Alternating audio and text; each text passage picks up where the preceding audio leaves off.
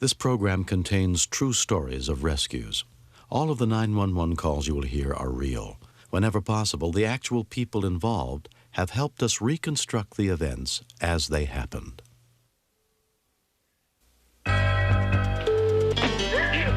Police department.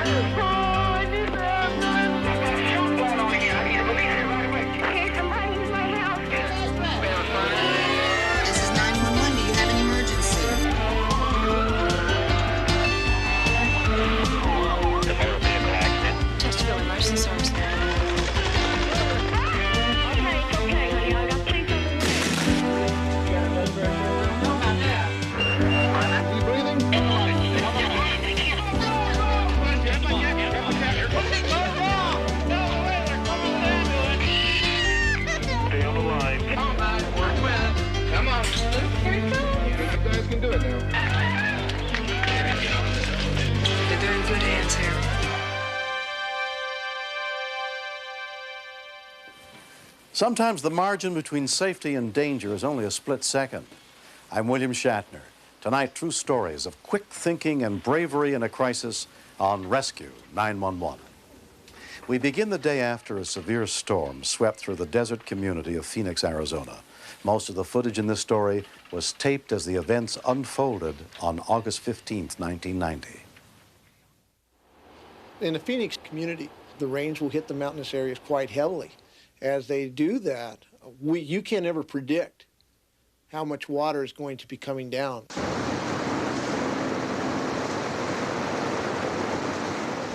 It doesn't rain a whole lot here. I mean, when it does rain, people don't realize how deep these washes are and how fast they're running. And this happens every year that somebody will try to drive through them and get stranded. There's a potential for being swept downstream the vehicle itself. And as the vehicle is swept downstream, there's a potential for it to fill up. They're trapped inside of it. Or there's always a potential for the vehicle to start rolling, turn upside down. Now they're really trapped inside of it. And potential for drowning always exists in a situation like that. Channel 3, water rescue assignment. Car in the wash at 35th Avenue and Pinnacle Peak Road. Special call for Battalion 3.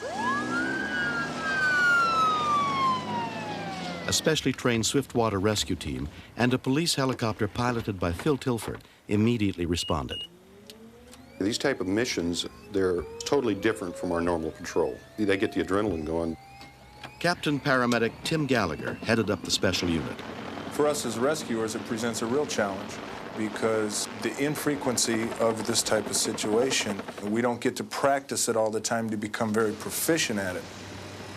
Well, as we arrived on the scene, I saw the vehicle out in the middle of the wash. We noticed that there were 2 occupants inside of the vehicle, and we knew that we had to move pretty quick before the car was swept downstream.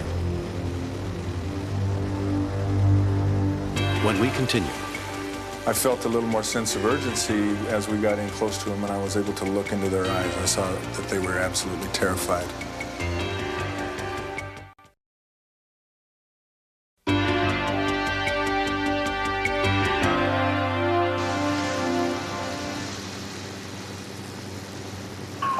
One vehicle with, it appears as though 2 passengers in the car. They're right in the middle of the wash. We have strong water flow at this time. We're going to have to size up the situation and go from here and into their 6th command. Our firefighters were getting into their personal flotation devices and their safety helmets. We began at that point in time to try to get safety lines to the vehicle to stabilize the situation as best we could. How about the stability of the truck? Well, I'd say the stability of the truck is real poor at this time. Do you see any way that the helicopter is going to be able to be utilized in the rescue of those 2 people? We're talking about it right now, Ray. It was a consideration to go with the helicopter, but the pilot felt there would have been too much weight on the one side of the helicopter, and we'd have probably pulled the helicopter into the water. Then it was to plan B, to actually go get in the water, attempt to go out and get them and pull them to safety. But with floodwaters rushing at 15 feet per second, the rescuers would be putting their own lives at risk. We picked up the life preservers from arriving fire department units, and went out over the water again. You have to talk to the pilot continually at this time. He has no idea where the skid is on the aircraft, what the position of the aircraft, the tail rotor. If you struck the car, there'd be a good chance that the ship's going to go over on its side, and then it would be a catastrophe.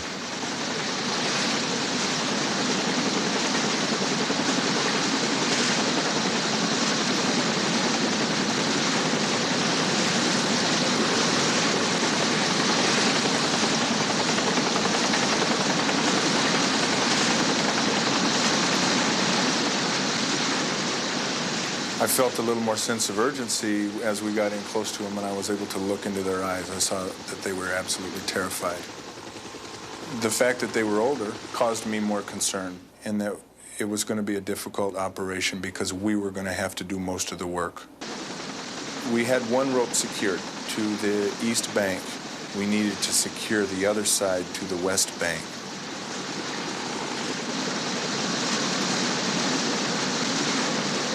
We were flaking the rope out and realized that it was not long enough to reach to the other bank.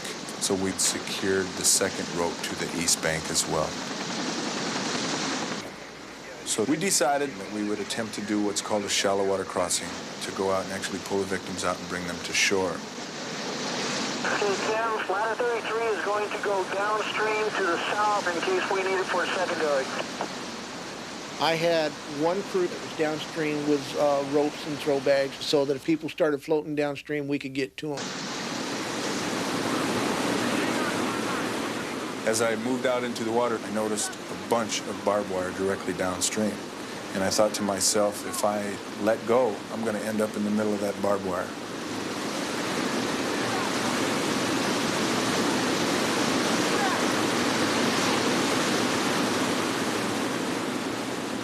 As I moved to the vehicle, I realized the difficulty, not only the force of the water, it was also deeper than what I had anticipated.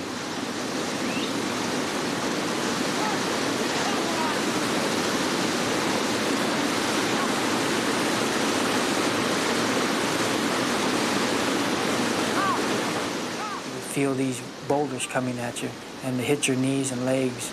Underneath the water, all this debris coming by, and just pounding your legs. When I got out to the victims, I was on the driver's side, which happened to be the man. I just felt that he was right there, so he came out first. Stand by, we've got one person out of the truck at this time. We're trying to get them on across. My worst fear was letting go of the victim. And every single step that I took was very critical in my balance.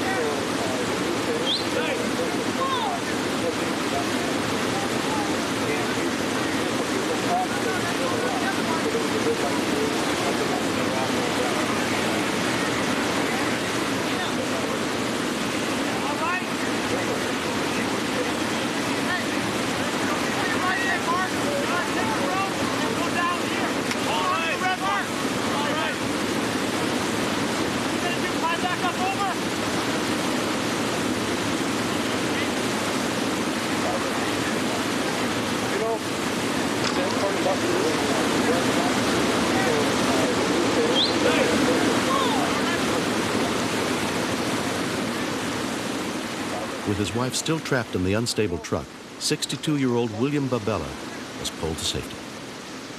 I was scared throughout the whole ordeal. What I was thinking was, don't let go of the rope, because I'm going to do everything they tell me to do to hang on to get the heck over to the safe side. I was more worried about the wife than myself, because she can't swim.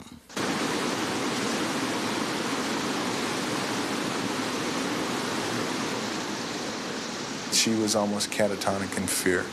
It was somewhat difficult to communicate with her because she was terrified. I believe she was so afraid that she was doing exactly step by step what I had told her to do. And I had even told her to walk on my feet.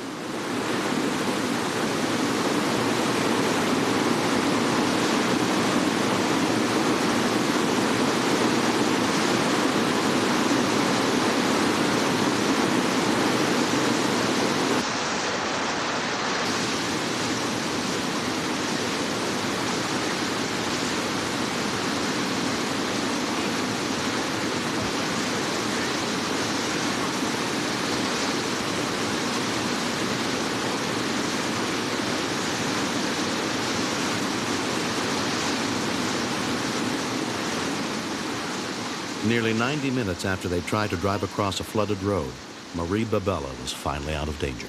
When I got to the shore there, it was hard breathing because holding on that rope and fighting the water. But I was happy, and it was over, and I was saved. And so thankful. We got out very, very lucky. No bruises, no broken bones, no trip to the hospital. There's nothing that you need to do that is so imperative that you have to get to the other side of an unknown situation that quickly. Things can wait. I will never attempt it again. It's just too dangerous. I can't even remember how we got in there so quick. But we did. Next. What is in the house that's scaring you? I felt that they were there to possibly kidnap or do harm to Kelly.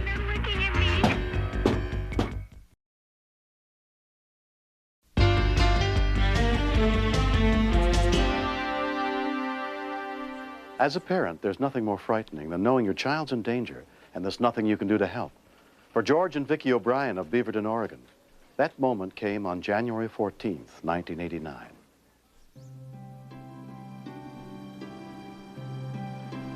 The O'Briens' oldest daughter had to cancel her babysitting job at the last minute, but their middle daughter, 10-year-old Kelly, offered to fill in.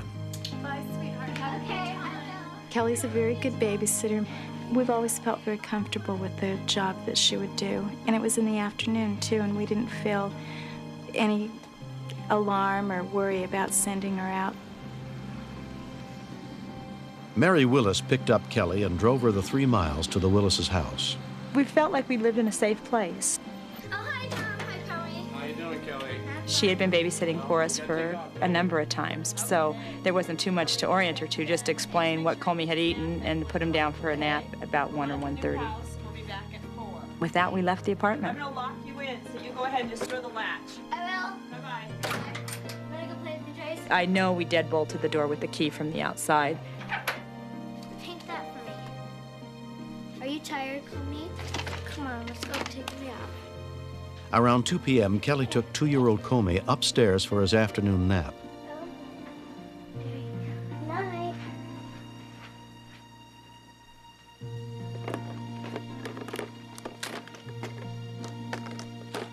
Sheriff's Deputy Dwayne Fuquay recalls what happened next. Apparently an individual had driven up in front of the duplex looking at a young girl that was inside the duplex. I believe she was 10 years old.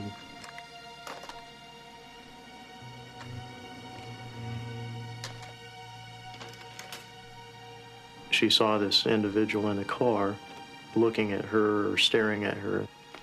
She moved out of line of sight of the individual in the car.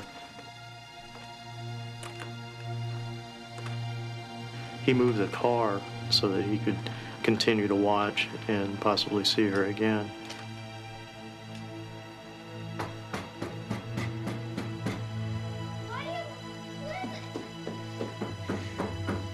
At about the same time that this was happening out front, someone was knocking, another unknown, knocking on the back door or a back window of the duplex.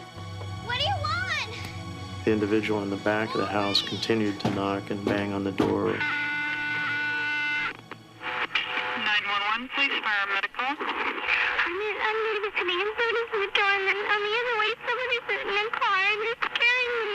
She was talking so quickly and yelling that I could hardly understand anything she'd said. Okay, are you alone? Yes. What's the address there? I don't know. She was in a situation where she didn't know where she was. I'm going to trace the line so that we can find out where you're at. So we immediately began a trace, which normally takes approximately 8 minutes. In 8 minutes, we're talking the difference between life and death. What's your phone number there? I don't know. Can you look at the phone and look? It doesn't say. She didn't have information enough for me to start police over there. Kelly, What is in the house that's scaring you? There's somebody outside knocking at the door, and then on the inside, somebody's in a car, and they're looking at me. Someone's looking at you? Yes. Where are your parents, Kelly? Somebody I don't know. I mean, I know him, but... Okay, try and calm down, Kelly. Try and calm down. Whose house are you at? Is it a friend of yours? Yes. Okay, are they babysitting you? No, I'm babysitting their child. Okay, and someone's come to the door and you won't let them in. Is the door locked? Yes. I felt that they were there to possibly kidnap the child that was upstairs, or possibly do harm to Kelly. Kelly, do you know the address where your parents are? Yeah, but I'm babysitting for somebody else, not my Okay, that's all right. What's your parents' phone number? 649. 60. Okay, hold on, Kelly. On your phone. We realized that possibly we might be able to help her faster if we called her parents. What's the address where she is? As we tried to figure out where she was and then to find exactly the address. Yeah, I don't have the exact address, ma'am. I'm sorry. My mind became a little confused. I knew the directions to their place. I knew their first names. I could go there in a minute. I did not know their phone number. I did not know their address. I did not know their last name. Okay, Kelly, everything's okay there. We're still trying to find out where you're at. We needed to have police sent at least to the area where she was at.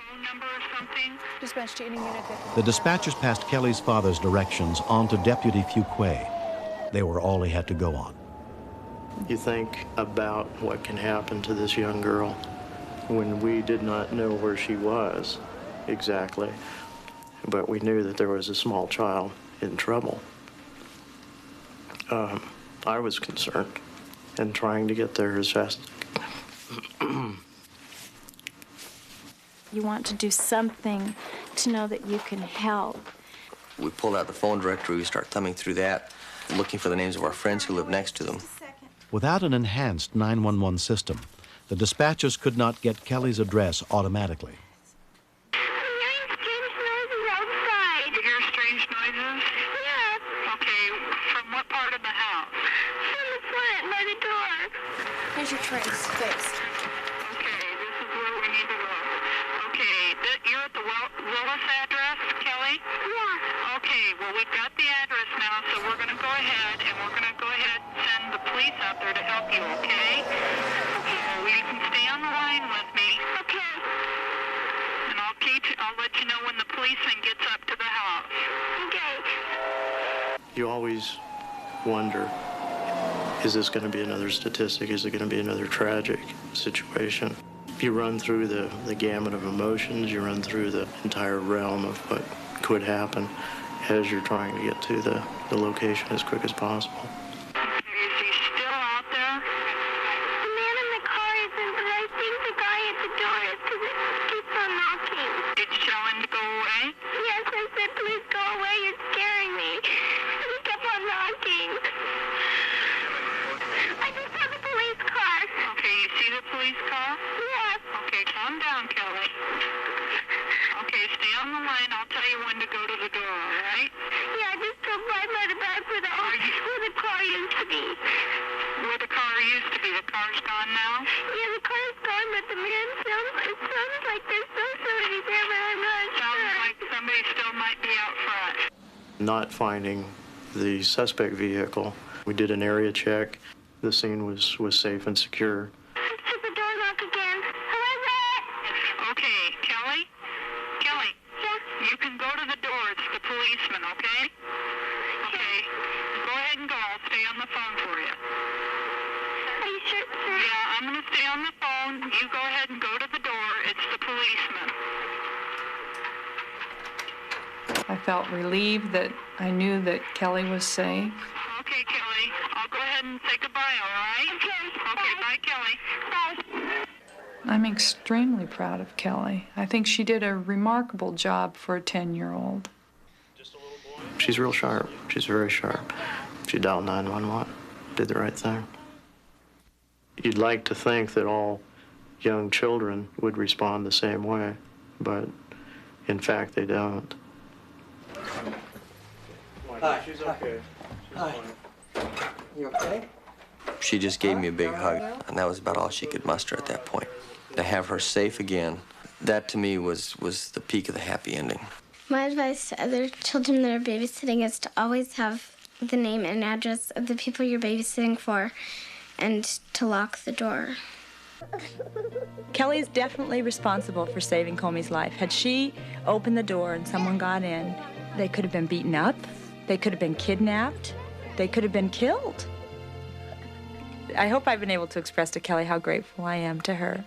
We're extremely grateful to Kelly for saving Comey's life.